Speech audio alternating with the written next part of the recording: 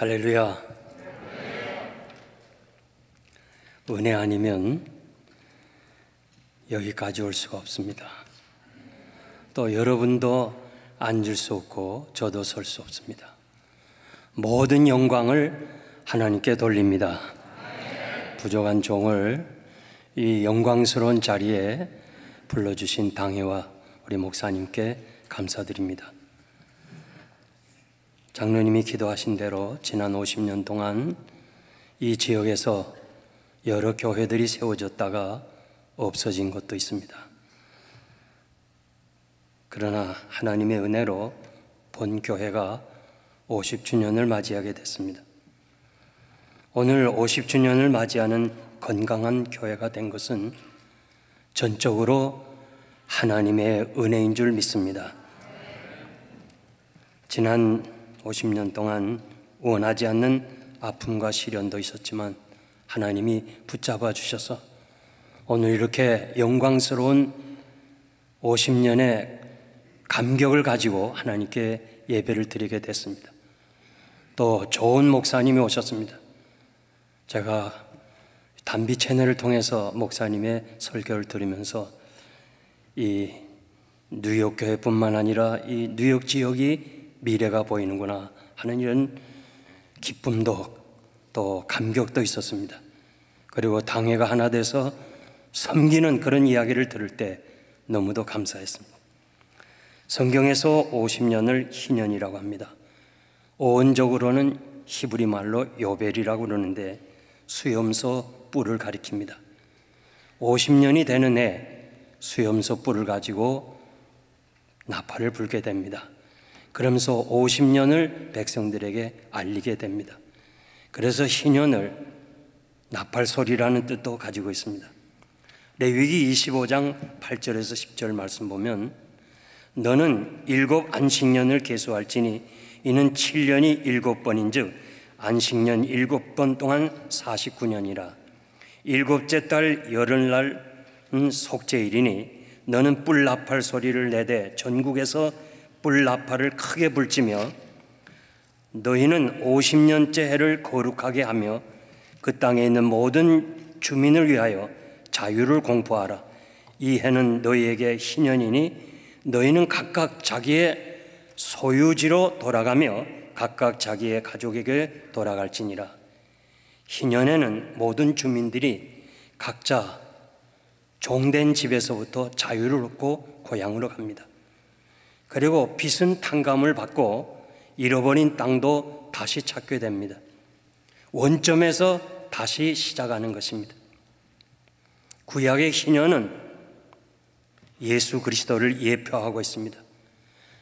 예수 그리스도는 희년의 주인공입니다. 예수 그리스도가 세상에 오심으로 우리를 죄와 사망에서 해방하시고 무거운 속박에서 자유함을 주셨습니다. 이사야는 우리 주님의 오심으로 우리에게 희년의 축복을 예언하신 말씀이 본문입니다. 저는 이 본문을 통해서 50년의 은총이라는 제목으로 앞으로 이 뉴욕 장로 교회가 나갈 방향을 3가지 말씀드리겠습니다. 첫째는 다시 시작합시다. 18절 보니까 이전 일을 기억하지 말며 옛적 일을 생각하지 말라. 오늘 유준호 장로님의 기도 속에도 다시 시작하자고 그랬습니다. 유다 나라는 바벨론의 포로로 잡혀갔습니다. 아무 소망이 없습니다. 예루살렘 성전은 파괴되고 현실은 비참한 포로 생활입니다. 무엇보다도 하나님께 버림받았다는 이 좌절감을 가지게 되었습니다. 어떻게 선민인 우리가 이렇게 믿지 않는 바벨론의 포로로 잡혀가야 되나 이해할 수가 없었습니다. 저들의 잘못은 생각하지 아니하고 하나님만 원망했습니다.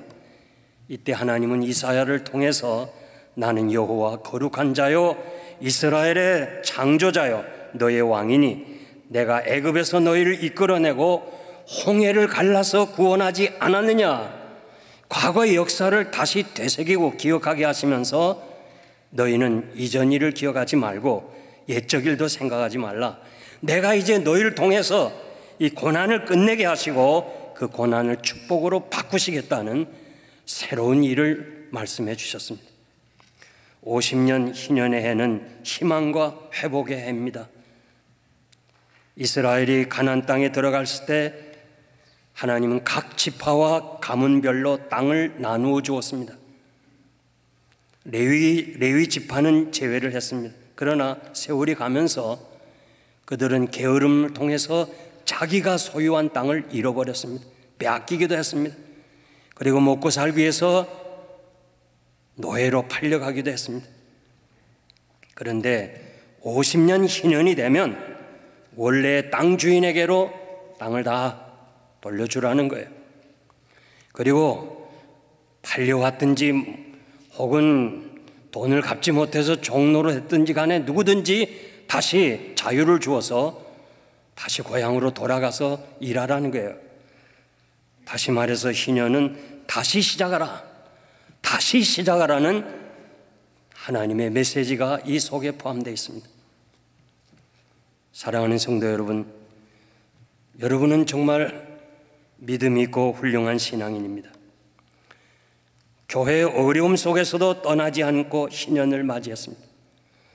저는 오늘 목사님 사무실에서 이 설립 50주년 기념 이 30년 이상 근속 출석자 명단을 보면서 이분들은 대단한 분들이다. 한 교회에서 풍파많은 이 교회에서 30년을 견뎌낸 사람들은 정말 훌륭한 사람이. 제가 교회를 개척하고 35년을 사역했지만은 한 교회에서 이렇게 30년을 지냈다는 이 105명은 하나님 앞에서 정말 귀하고 상 받을 수 있는 사람인 것을 믿습니다. 저는 이 교회를 잠시 섬기면서 성도들이 교회를 사랑하고 있습니다. 그리고 개혁주의 신앙을 가지고 있습니다. 믿음이 강한 사람들이 많이 있는 것을 저는 보았습니다. 이제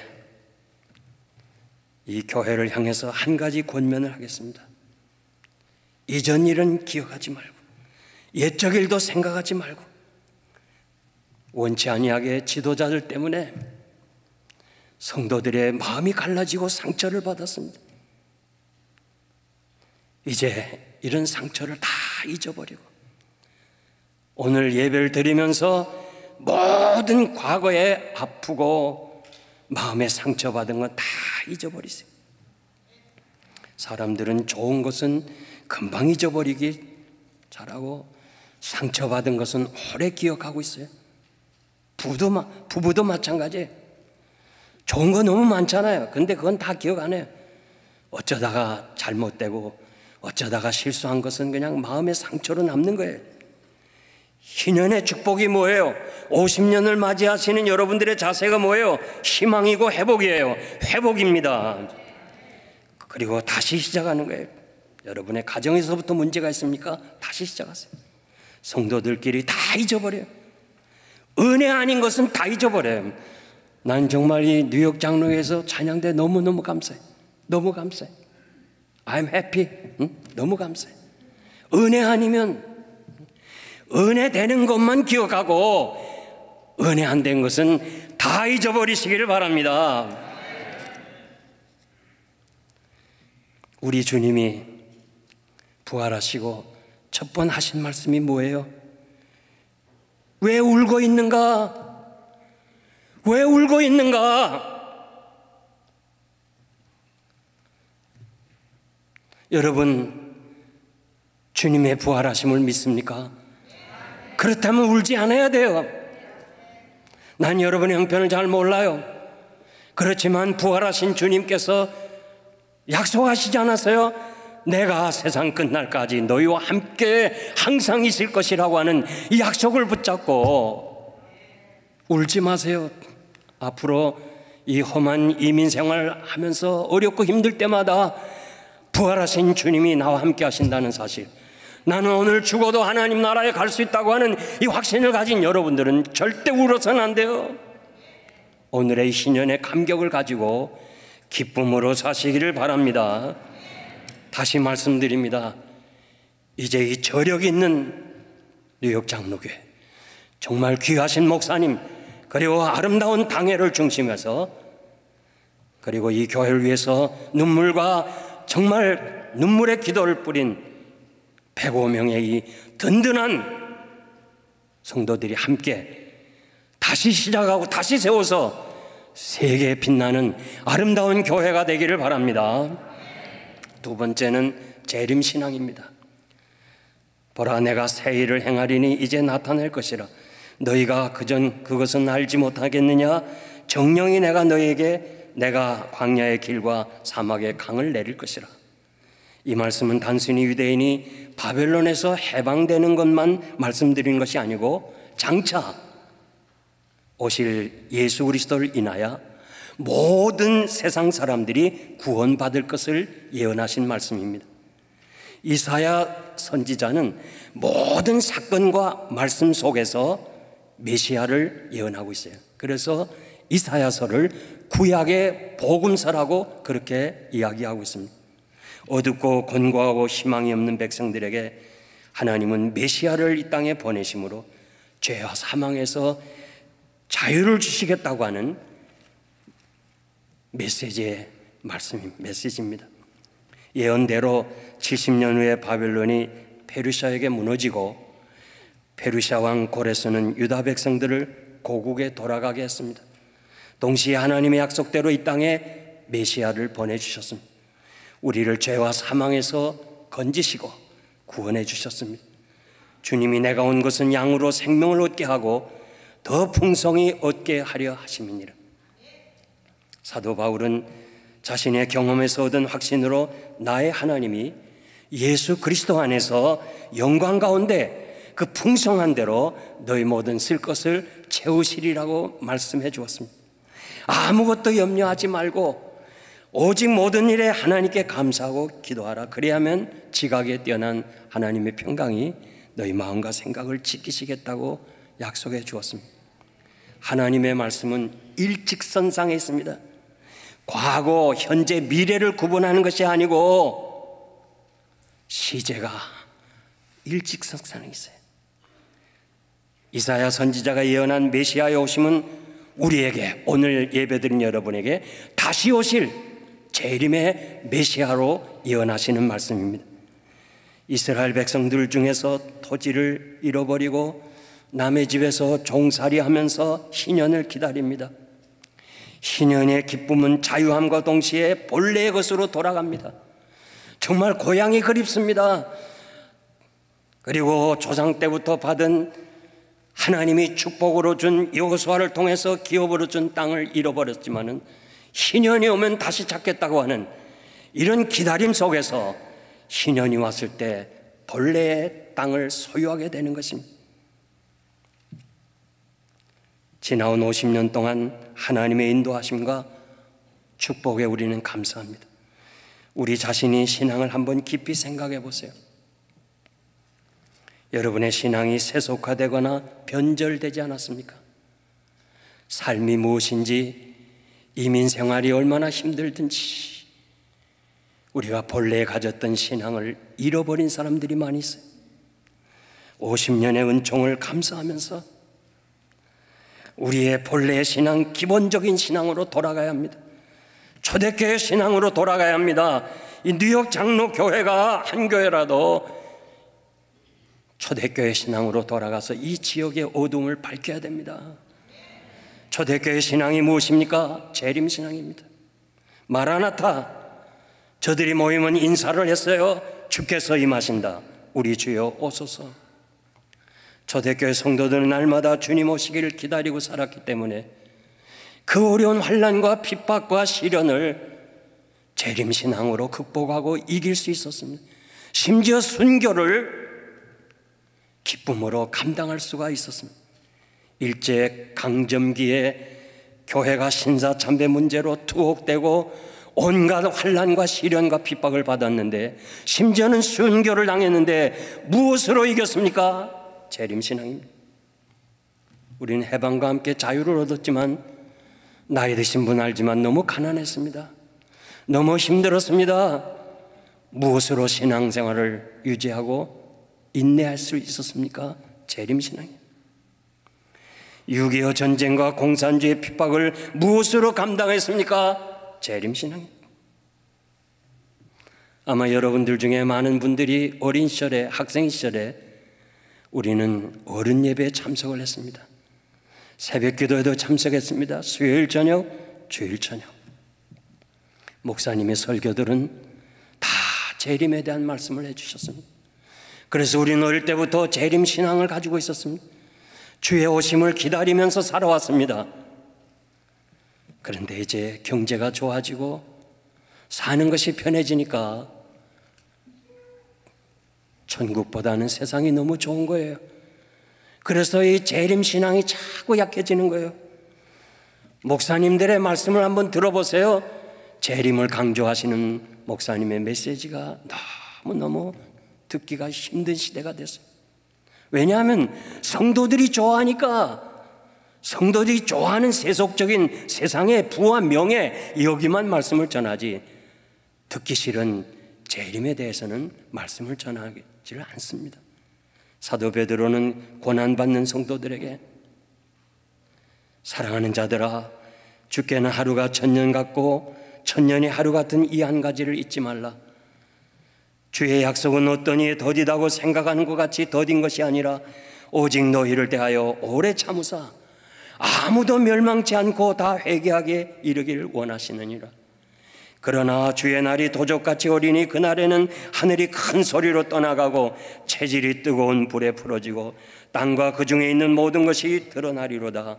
이 모든 것이 이렇게 풀어지리니 너희가 어떠한 사람이 되어야 마땅하느냐.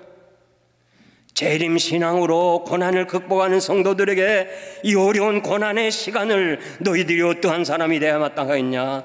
거룩한 행실과 경건함으로 간절히 하나님의 날이 임하기를 사모하라. 그날에 하늘이 불에 타서 부러지고 체질이 뜨거운 불에 녹아지려니와 우리는 그의 약속대로 새 하늘과 새 땅을 바라보는도다. 베드로후서 3장 8절에서 13절 말씀입니다. 사도 바울도 주께서 호령과 천사장의 소리와 하나님이 나팔로 친히 하늘로 쫓아 강림하리니 그리스도 안에서 죽은 자들이 먼저 일어나고 그 후에 우리 살아남은 자도 구름 속으로 끌어올려 공중에서 주님을 영접하겠다고 데살로니가전서 4장 16절에서 17절 말씀해 주었습니다. 야고보도 너희는 길이 참고 마음을 굳게 하라. 주의 강림이 가까우니라. 야고보서 5장 8절 말씀입니다. 우리 주님도 친히 깨어있으라. 어느 날에 임할런지 너희가 알지 못하느니라. 도적같이 생각지 않는 때에 인자가 오리라. 보라, 내가 속히 오리니 내가 줄 상이 있어 각 사람에게 일한 대로 갚아주리라. 마지막 계시록에 이것들을 증거하시니가 가라사대 내가 진실로 속히 오리라 하시거늘 아멘. 주 예수여 오시옵소서. 이 신약 성경을 마무리하면서 마지막 말씀이 뭐예요? 이것들을 증거하시니가 가라사대 내가 진실로 속히 오리라 하시거늘 아멘. 주 예수여 오시옵소서. 오늘 신년의 감격을 가지고 예배드린 여러분 마음속에 주여 어서 오시옵소서 기다리겠습니다. 이 재림신앙으로 무장하시기를 바랍니다. 우리 주님이 마지막 때에 어떻게 되겠습니까? 묻는 제자들에게 그날은 알지 아무도 모르지만은 그러나 징조가 있다는 말씀을 했습니다. 각처에 기근이 있고 지진이 있고 거짓 선지자가 난무할 것이고 민족이 민족을 이렇게 대항하는 전쟁이 있을 것이다 하면서 누가복음 21장 11절 보니까 전염병이 있을 것이라고 말씀합니다. 전염병, 역병이 있을 것이라고. 여러분과 저는 살면서 처음으로 당하는 이런 현실입니다. 나 수십 년 모태신앙부터 신앙생활했지만은 이 마스크 끼고 예배 드리는 거 처음이에요. 마스크 끼고 찬양하는 거. 저는 혼자 생각했어요. 이 마스크를 벗고 오늘 찬양했다면 이 성전이 참 우렁차게 들때고 근데 이 마스크를 끼고 그래도 마스크 끼고도 찬양 잘했어요. 잘했어요.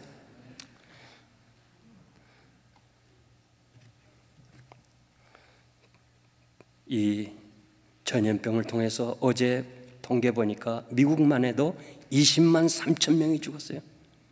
한번 생각해 보세요. 역사 이래로 그 수많은 전쟁이 있었는데 전쟁 중에서도 이렇게 많은 사람이 죽지 않아요. 20만 3천 명. 성경은 주의 재림에 대해서 말씀하고 있고 또 징조도 있고 또 여러 가지 정말 이 주의 재림을 가르치고 있는데도 우리들의 마음이 완악해서 세상이 너무 좋아가지고 이 재림에 대해서 전혀 무디어졌어요. 그리고 목사님들로부터 말씀도 없어요. 그러니까 이 재림 신앙이 약해졌어요.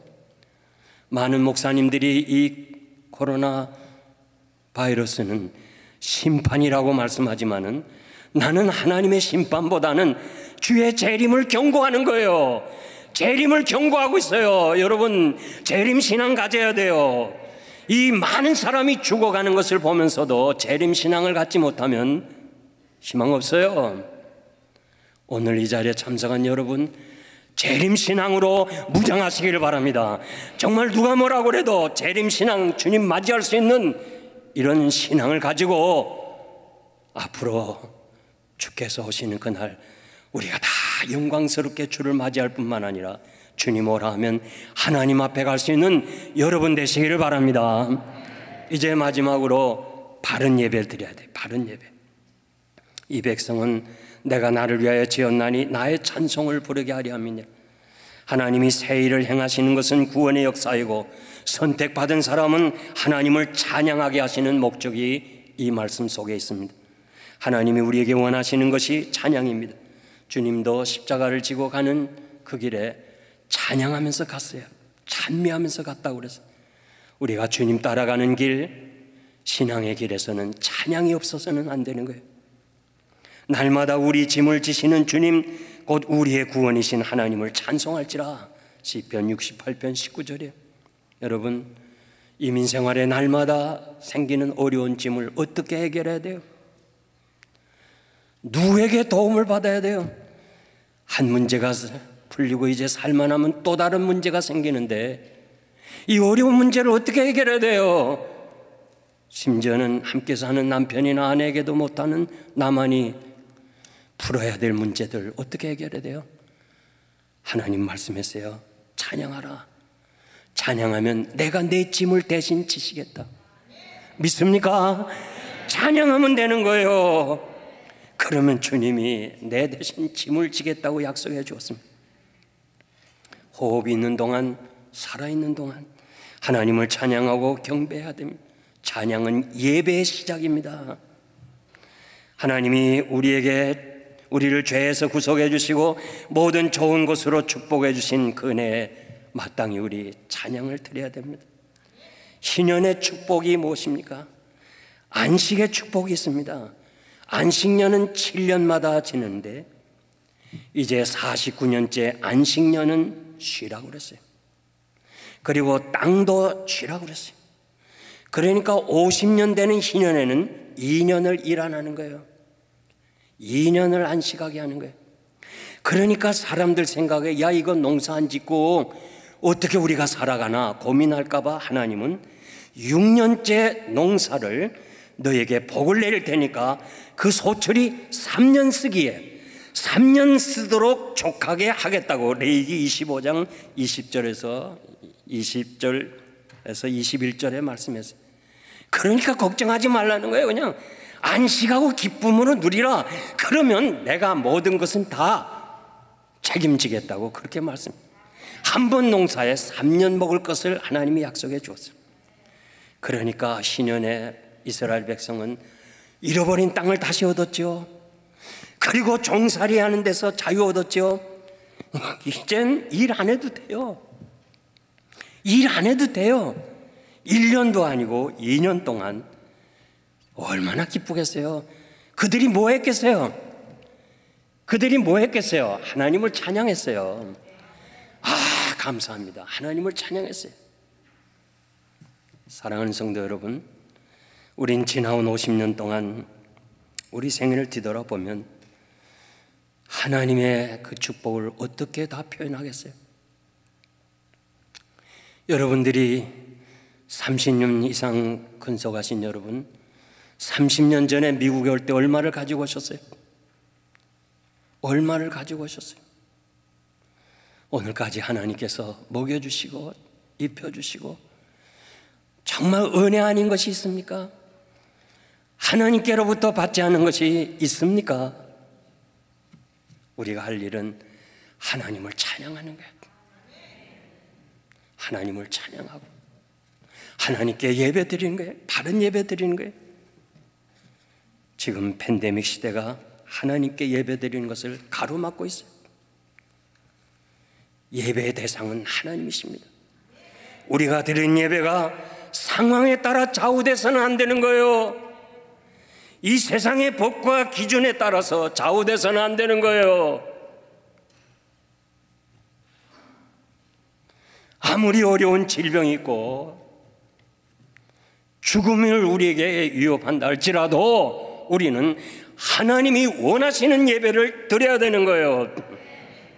시편 84편 1절 이하에 보니까 만군의 여호와여 주의 장막이 어찌 그리 사랑스러운지요 내 영혼이 여호와의 궁정을 사모하여 쇠약하며 내 마음과 육체가 생존하시는 하나님께 부르짖나이다. 나의 왕 나의 하나님 만군의 여호와여 주의 제단에서도 참새도 제집을 얻고 제비도 새끼 둘 보금자리를 얻었나이다. 주의 집에 거하는 자가 복이 있습니다. 주의 집에 거하는 자가 복이 있다고 했습니다. 저희가 항상 주를 찬송하겠습니다. 주의 궁정, 이 뉴욕 장로교회 이 예배당에서 한 날이 다른 곳에서 첫날보다 나은즉 악인의 장막보다 하나님의 집에서 문지기로 있는 것이 더 좋습니다.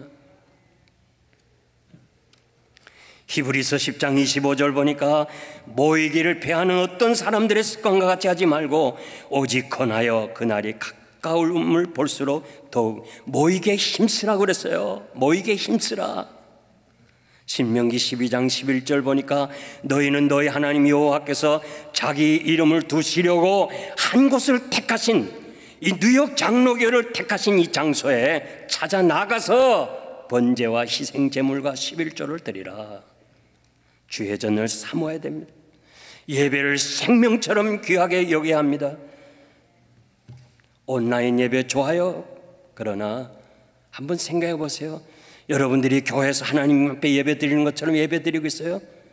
어느 통계에 보니까 25%만 정상적으로 집에서 예배를 드린대요. 정상적으로 옷을 입고 50%는 아예 듣지도 않고 50%는 온라인 예배 드리는데 그중에 25%는요 그냥 듣다가 또 부엌에 가기도 하고 화장실 가기도 하고 뭐 온갖 일을 다 하고 25%만 정식으로 하나님 앞에 예배 드리는 것처럼 드린다는 거예요.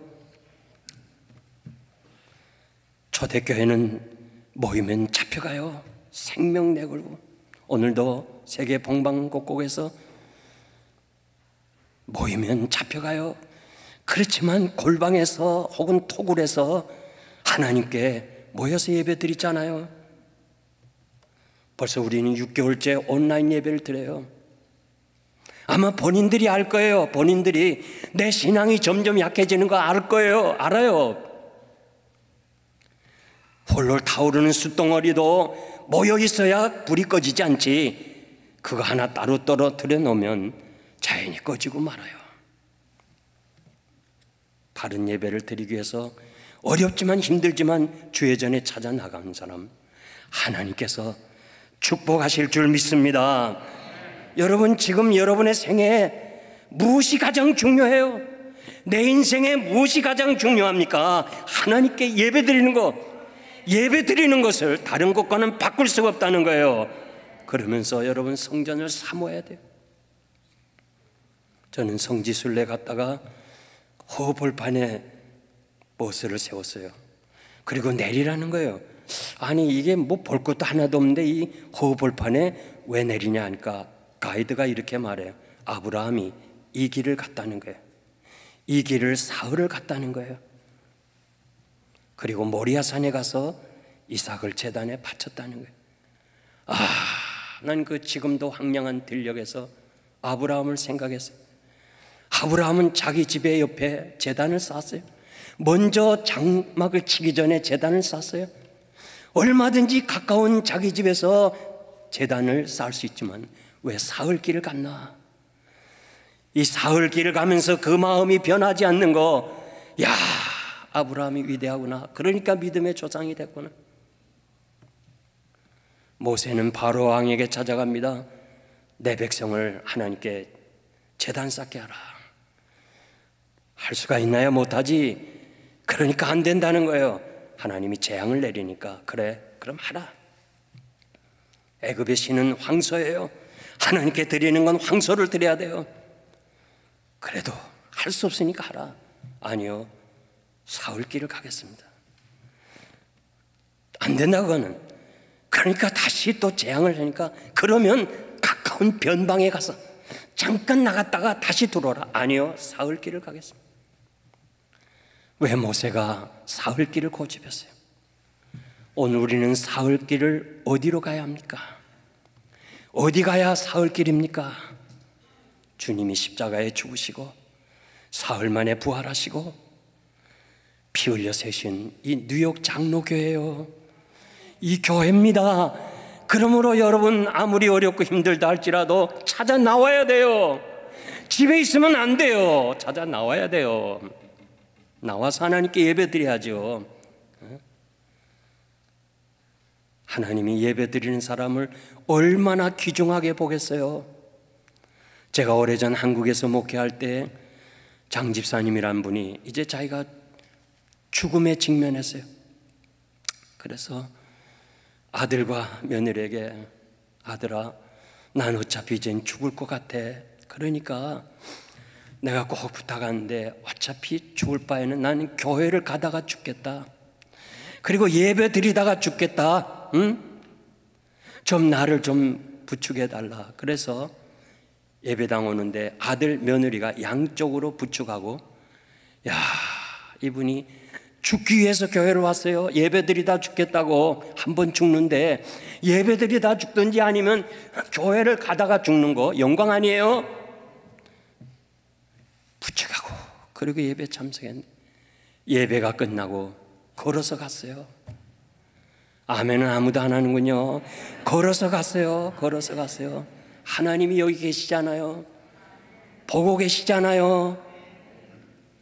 어렵고 힘들고 많은 사람들이 이건 그 사람들 모인 데 가면 전염병 걸리고 그런다면서 그냥 두려워가지고 집에서 아무렇게나 예배 드리면 됐지, 형식적인 예배 드리면 안 돼요. 예배가 살아야 내가 사는 거예요. 예배가 살아야 이 교회가 존재하는 거예요. 예배가 생명입니다. 귀하게 여기시고 앞으로 이 신년이 끝나고 돌아가면서 오늘 이 자리에 참석한 여러분들은 예배가 가장 중요하다는 것을 기억하고 나는 예배를 드리다가 하나님 앞에 가겠다고 하는 뜨거운 결단이 여러분의 있기를 바랍니다. 이제 제가 말씀을 맺겠습니다. 1982년 보스턴의 한 병원에 뇌암에 걸린 숀 버들러라는 소년이 회생 불가합니다. 이 아이는 야구강입니다. 보스턴의 레드삭스의 홈런 타자 스테플턴의 아주 열렬한 팬입니다. 병상에서도 그 야구 팬이기 때문에 야구에 대해서 얘기하고 스테플턴만 얘기하는 거예요. 그러면서 아버지에게 내가 죽기 전에 한번 그 사람 한번 보고 싶다는 거예요. 그 아버지가 편지를 씁니다.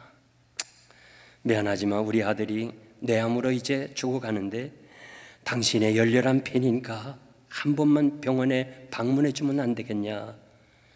결국 스테플턴이 방문했습니다. 숀, 내일 내가 너를 위해서 멋진 홈런을 한번 날리겠다. 희망을 가져라. 내가 꼭 홈런을 칠 테니까 너 희망을 가져. 야구 선수는 약속대로 홈런을 쳤습니다. 이 숀 버틀러, 이 소년은 병상에서 환호합니다. 그저 죽을 날을 기다리던 이 아이가 벌떡 일어나가지고 그냥 혼자 좋아하는 거예요. 그런데 이상한 것은 그때부터 병세가 회복되는 거예요. 회생 불가한 그 소년이 뇌암으로 죽어가고 전혀 의학적으로 할 수 없는 그 아이가 회복되기 시작하더니 5개월 만에 암세포가 다 죽고 말았어요. 암세포가 다 죽고, 희망과 기쁨이 암세포를 죽이는 거예요. 여러분, 예수 그리스도 안에서 구속받은, 구원받은 우리들, 이 환희, 기쁨, 하박국 선지자가 이렇게 말했죠. 전쟁의 소식이 있죠. 무화과나무, 포도나무, 감람나무 열매가 없죠. 식물이 없죠. 우리의 양이 없죠. 외양간에 소가 없죠. 다 없어요. 그런데 난 하나 있다는 거예요. 나를 구원하신 하나님. 이 구원의 감격을 가지고 그가 기쁨으로 가지고 살고 있는 거예요. 구약의 희년은 십자가와 성령의 역사로 완성되는 주님의 사역입니다. 예수 그리스도 안에서 우리에게 자유함이 있고 안식의 축복이 있고 거룩의 축복이 있습니다. 구약의 성도들은 50년 만에 누리는 희년의 기쁨이 있지만은 신약의 성도들, 여러분들은 날마다 희년이에요. 날마다 우리 주님 모시고 사는 것 희년입니다. 그래서 날마다 우리는 예수 그리스도의 그 은총 안에 기쁘고 즐겁고 행복하게 살고, 이제 주의 재림을 사모하면서 거룩함과 경건함으로 새하늘과 새 땅을 바라보는 이런 믿음에 굳게 서는 하나님의 사람들이 되셔서 앞으로 이 뉴욕 장로교회가 주님 오시는 그날까지 큰 역사를 이루는, 여러분 정말 이 세 가지 꼭 기억하시고 하나님 앞에서 크게 쓰임받는 여러분 되시기를 주님의 이름으로 축복합니다.